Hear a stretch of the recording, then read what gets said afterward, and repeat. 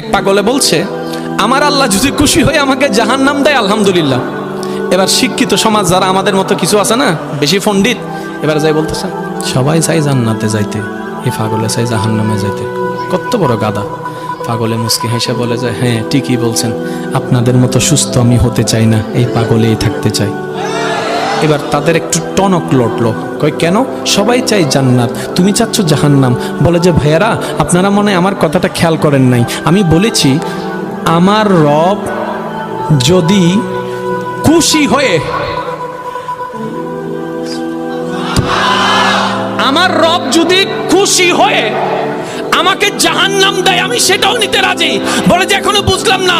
পাগল বলে জ্ঞান দিয়ে রবের বিষয় বোঝা যায় না, দিল দিয়ে বুঝতে হয়। আরে শুনো, রব যখন খুশি হয়ে যাবে জাহান্নামটা জান্নাত হয়ে যাবে, রব যখন নারাজ হয়ে যাবে জান্নাতটা জাহান্নাম হয়ে যাবে। এক পাগলে বলছে, আমার আল্লাহ যদি খুশি হয়ে আমাকে জাহান্নাম দেয় আলহামদুলিল্লাহ।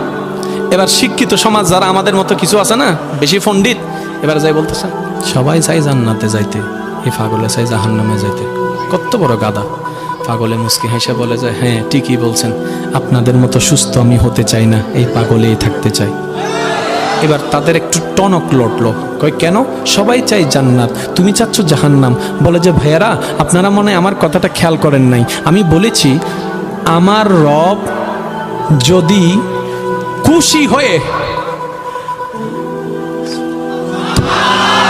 আমার রব যদি খুশি হয়ে আমাকে জাহান্নাম দেয় আমি সেটাও নিতে রাজি।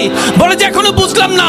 পাগল বলে জ্ঞান দিয়ে রবের বিষয় বোঝা যায় না, দিল দিয়ে বুঝতে হয়। আরে শুনো, রব যখন খুশি হয়ে যাবে জাহান্নামটা জান্নাত হয়ে যাবে, রব যখন নারাজ হয়ে যাবে জান্নাতটা জাহান্নাম হয়ে যাবে।